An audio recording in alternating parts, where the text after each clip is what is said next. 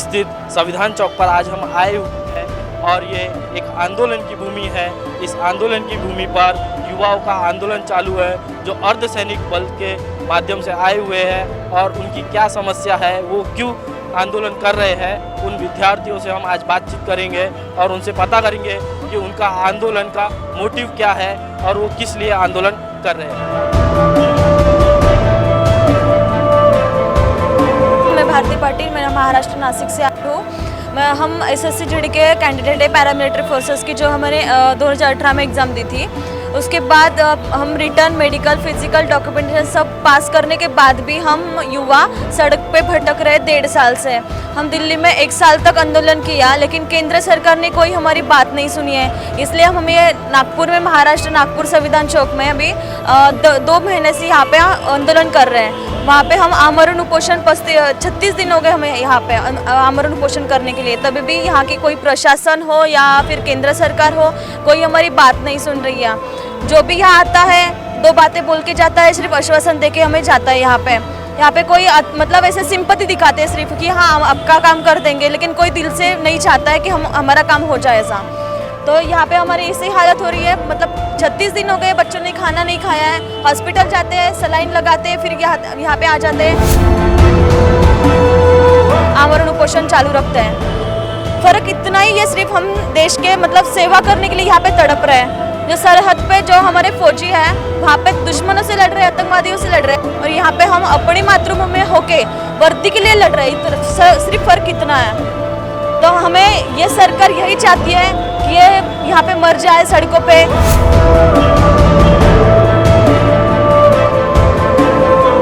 यहाँ पे मतलब मेरा मौत का तमाशा देखने ही सरकार यहाँ पे आने वाली है। इसलिए सरकार से हम यही निवेदन करते हैं, कितने दिन हम भूखे प्यासे हैं, तभी ये इतना मतलब टेम्परेचर होके भी यहाँ पे हम बिना खाए पिए यहाँ पे बैठे हैं। तो सरकार तब भी हमारी बात नहीं सुन रही है। लेकिन आगे आने वाले 7 दिनों में अगर सरकार ने ये बात नहीं सुनी तो हम पानी भी छोड़ देंगे। फिर सरकार हमें मतलब जिम्मेदार सरकार रहेगी, जो बच्चों की जो तबीयत खराब हो जाएगी, फिर यहाँ पे बच्चे मरेंगे या कुछ भी होगा, इसके जिम्मेदार केंद्र सरकार, नितिन गडकरी साहब यही होंगे। लेकिन उसके पहले हमें यही आशा है कि साहब जरूर हमारा काम करेंगे। तो आने वाले 7 दिनों में जल्दी से जल्दी साहब हमारे जो वर्दी हमें चाहिए, वर्दी दो या अर्थी दो, ये सरकार बात दिमाग में फिट करे और जल्दी से जल्दी हमें वर्दी दे दे, यही हमारी आशा है। जय हिंद, जय भारत। और यहाँ पर आपकी खाने पीने की क्या सुविधा है? यहाँ पे 70 से 80 बच्चे हैं जो अनशन पे बैठे हैं। उसके बाद जो बच्चे हैं, खाने पीने का ऐसा है 30 बच्चों का खाना आता है। 30 बच्चों के खाने में 100-150 लोग खाना खाते हैं। तो खाने का कौन बंदोबस्त करके देता है आपके?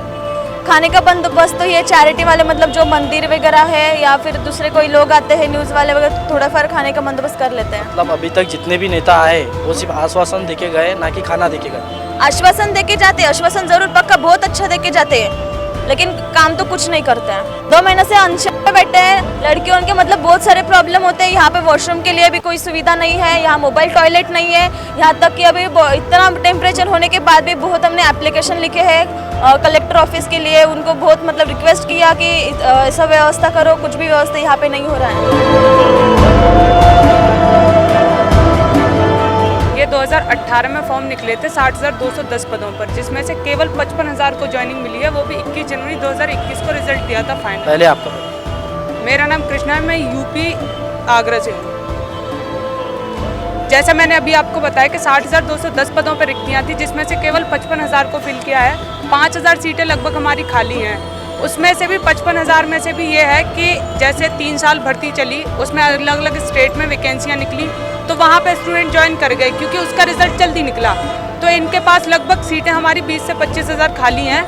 ऊपर से 3 साल लंबे ये कोरोना काल आया, इन्होंने हर एक स्टूडेंट को छूट दी। किसको नहीं दी? 10th, 12th, ग्रेजुएशन हर किसी को दी, लेकिन हमें नहीं दे रहे। क्यों ऐसा? हमने हर जगह गए, हम मतलब जितने भी सरकारी संस्थान है, हर जगह अपना मेमोरेंडम दिया, सबको बोला कि हमारी मदद करो। मैं खुद बताऊं, सुबह पानी की कैन लेके गए थे। ये आरबीआई गवर्नमेंट है, उधर फायर वाले गवर्नमेंट है, कोई हमें यहाँ पानी तक भरने नहीं दे रहा। क्या सत्ता पक्ष में कोई ऐसा नहीं है कि इन बच्चों को आके देख सके? जो जितने भी नेता यहाँ तक अभी भी आश्वासन आज भी देके गए, तो इन्होंने कुछ भी आपकी सामग्री, खाने पीने की या रहने की कुछ भी मदद करने का आश्वासन दिए क्या? मेरे को एक बात बताओ, एक दिन कोई आता है नेता, ठीक है, वो एक दिन का करके चला जाता है, क्या एक दिन के खाने में या पानी में हम 36 दिन निकाल सकते हैं? आपको नहीं लगता कि जो हमारी डेली की ज़रूरत है वो पूरी करी जाए? बच्चे आप खुद देखो गर्मी कितनी हो रही है, मेरे हिसाब से यहाँ का टेम्परेचर 42 से 45 डिग्री होगा। यहाँ पे आप खुद देख सकते हो, पंखों से हाथ के उससे हवा करने लगे रहते हैं, 3 बजे तक जगते हैं हम, बच्चों की ऐसे करके हवा करते हैं।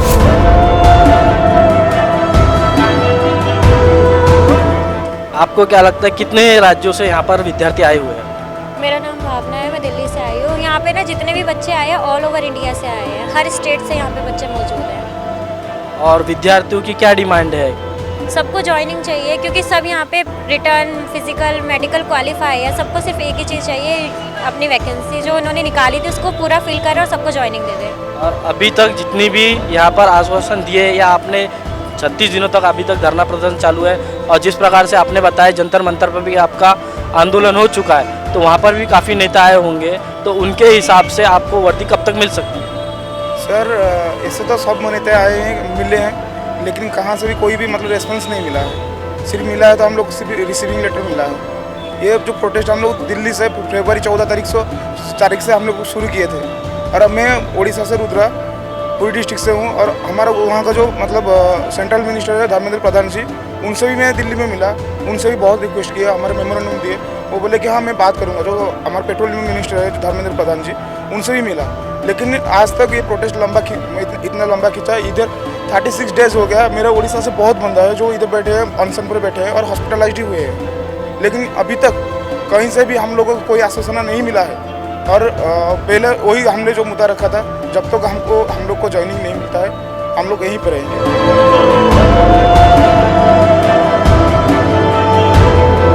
जय हिंद, मैं मणि पंजाब से हूँ मैं। तो सर हमारा जो प्रोटेस्ट है एक साल से कम 1 साल प्लस से चल रहा है। पहले तो था जी अपना जंतर मंतर दिल्ली में, अब नागपुर में। यही है कि सरकार इसको लंबा खींच रही है। पहले तो सब पता है, ऐसा भी नहीं पता नहीं है, सरकार को पता मालूम है सब कुछ है, क्या हो रहा है क्या नहीं हो रहा है, लेकिन हमारा साथ नहीं दे रही सरकार। आप युवाओं के हिसाब से क्या लगता है कि सरकार आपकी बात कितने दिनों तक सुन पाएगी कि नहीं सुन पाएगी? अरे सरकार अगर सुनना चाहती तो इससे पहले भी सुन सकती थी ना।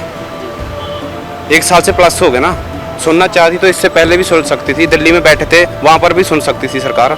सरकार सुनना ही नहीं चाहती ना। मतलब आपका कहना है कि सरकार बिल्कुल सुनना ही नहीं चाहती है, सरकार आपको निशर्त कर दे रही है, आपको इग्नोर कर दे रही है, तो इस पर आप सरकार को क्या बोलना चाहोगे? क्या बोलना कि ध्यान देना, पता देखे इधर कोई छोटी मोटी तो है नहीं। हम कलेक्टर की जॉब मांग रहे हैं, बड़ी जॉब, जब बोलते हैं कि हाँ आपकी कुर्सी हमको दे। हम लोग तो बॉर्डर पर जाना, देश की रक्षा के लिए जॉब मांग रहे हैं। कोई ऐसा तो नहीं कोई आराम से बैठेंगे वहाँ पर जाकर, उनकी रक्षा करेंगे ना अगर वहाँ पर जाएंगे।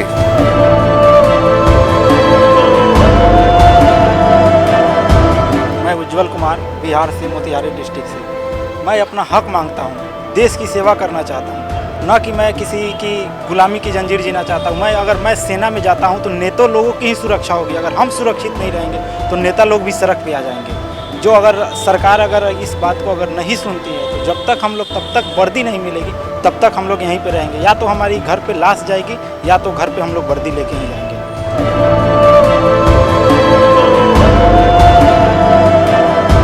मी प्रियंका सूर्यवंशी महाराष्ट्रामधून नाशिकवरून आलेले आहे। आज इथं आम्ही अमरण उपोषणासाठी आमचे 36 दिवस पूर्ण झालेले आहेत आणि आम्ही अमरण उपोषणासाठी 70 ते 80 विद्यार्थ्यांना बसवलेलं आहे। जे 70 ते 80 विद्यार्थी इथं अमरण उपोषणासाठी बसवले आहेत ते ना की मुख्यमंत्र्याची पोरं आहेत, ना की कलेक्टरची आहेत, ना की एखाद्या CM PM ची पोरं इथं बसलेली आहेत। जे पोरं इथं बसलेले आहेत ते शेतकऱ्याचे विद्यार्थी आहेत। ते कशासाठी बसले? त्यांचा हक्क मागण्यासाठी बसलेले आहेत। मी जे आता काही खुर्चीवर आमचे नेते साहेब, मंत्री साहेब जे काही बसले त्यांना एवढी एकच विनंती करते, त्यांची मुलं त्यांच्या मुलांच्या जरी पायाला थोडीशी अशी खरोच जरी आली तरी त्यांच्या काय जसं धडधड करत असेल की काय माझ्या मुलाला हे झालं ते झालं। आज इथं जे अमरण उपोषणासाठी बसलेले आहेत ते शेतकऱ्याची पोरं बसलेत, त्यांच्या आईबापांना नसेल काही वाटत। आज जे पोरं अनशनला बसले ते मुलं 7-8 दिवसापासून त्यांच्या घरी आईवडिलांना बोललेले नाहीत. कारण त्यांच्या घरी आईवडील नाहीत का, त्यांना कोणी रिलेटिव्ह नाहीत. मी मंत्र्यांना एकच सांगू इच्छिते, जे तुमच्या पोरांचं तुमच्या जसं तुमच्या मुलांसाठी जीव धडपड करतोय ना, तसं तुम्ही एकदा हे तुमचे विद्यार्थी म्हणून, तुमचे मुलं म्हणून त्यांच्याकडे एकदा नजर टाका. त्यांची काय अपेक्षा आहे ते पूर्ण करा. आज 1.5 वर्ष झाला दिल्लीमध्ये रस्त्यावर भटकत होतो. आज ते दिल्लीमधून सोडून तिथं कोणी ऐकलं नाही, म्हणून आज इथं नागपूरमध्ये गडकरी साहेबांच्या अपेक्षेवर आम्ही इथं आलेलो आहोत. आणि आमची अपेक्षा आहे की गडकरी साहेब आमची अपेक्षा पूर्ण करतील, म्हणून आज आम्ही 36 दिवसापासून इथं पोरांना आमरण उपोषणासाठी बसतो. गडकरी साहेबांना एकच सांगू इच्छिते, तुम्हाला पण 2 मुलं आहात, त्यांच्या पण काही जर त्यांची छोटीशी एक मागणी असेल की पप्पा मला चॉकलेट आणून द्या, तात्काळ उठून खुर्चीवरून उठून त्यांना चॉकलेट आणून देत असतील. आणि इथं 36 दिवसापासून पोरं जर बसलेले आहेत आमरण उपोषणासाठी, कशासाठी? ते त्यांचा हक्क मागण्यासाठी बसलेले आहेत. मी गडकरी साहेबांना एकच विनंती करते, साहेब हे विद्यार्थी जर तुमच्याकडे अपेक्षेने बसलेले आहेत तर त्यांची अपेक्षा पूर्ण करा. समजून घ्या, आज 36 दिवसापासून एकाही मुलाच्या पोटामध्ये अन्नाचा कण नाही. कशासाठी? ते त्यांच्या वर्दीसाठी बसलेले आहेत.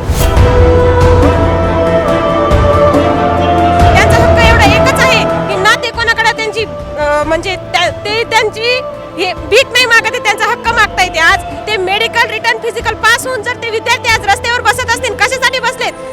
ते विद्यार्थी अनपढ नाही, ते शिकलेले सवरलेले विद्यार्थी आहेत. म्हणून गडकरी साहेब तुम्हाला एकच सांगते, तुम्ही तुमच्या मुलाची दखल ज्याप्रमाणे घेतात ना, त्याप्रमाणे जे मुलं आज रस्त्यावर बसलेत त्याचप्रमाणे त्यांची दखल घेतली गेली पाहिजे. आम्ही विद्यार्थी असून, मुली असून आज आम्हाला रस्त्यावर भटकावं लागतंय. कशासाठी? आमच्या हक्कासाठीच ना. मुख्यमंत्री PM साहेब म्हणतात की बेटी पढाओ बेटी बचाओ. कशासाठी मुलींना शिकवायचं? या रस्त्यावर भीक मागण्यासाठी, रस्त्यावर बसण्यासाठी. आज तुम्ही 4 वेळेस नारा लावतात ना, बेटी पढाओ बेटी बचाओ, तसं 4 वेळेस या मुलींकडे लक्ष दिलं पाहिजे.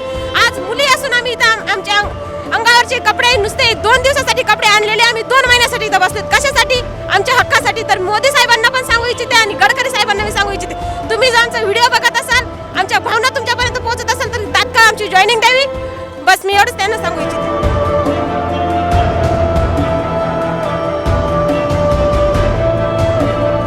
ये थे अलग अलग राज्यों से और अलग अलग शहरों से आए हुए नौजवान जो अर्धसैनिक की लिए धरना प्रदर्शन कर रहे थे। और जैसे कि हमने इनसे बातचीत करी, उसके माध्यम से हमें ये पता चला है कि इनका मेडिकल भी हो चुका है, रिटर्न भी हो चुका है, फिज़िकल भी हो चुका है। यहाँ तक भी लॉकडाउन के कारण सिर्फ इनके शरीर पर वर्दी आना बाकी था और वो वर्दी सरकार ने ना देते हुए आज इनको धरना देना की ज़रूरत आन पड़ी है। और मैं सरकार से, विद्यार्थियों के माध्यम से ये अनुरोध करूँगा कि इन्हें ना कि आश्वासन दे, इनके शरीर पर वर्दी दे, क्योंकि देश तभी सुरक्षित रहेगा जब देश में नौजवान रहेंगे। तो देखते रहिए MNT न्यूज़ नेटवर्क। धन्यवाद।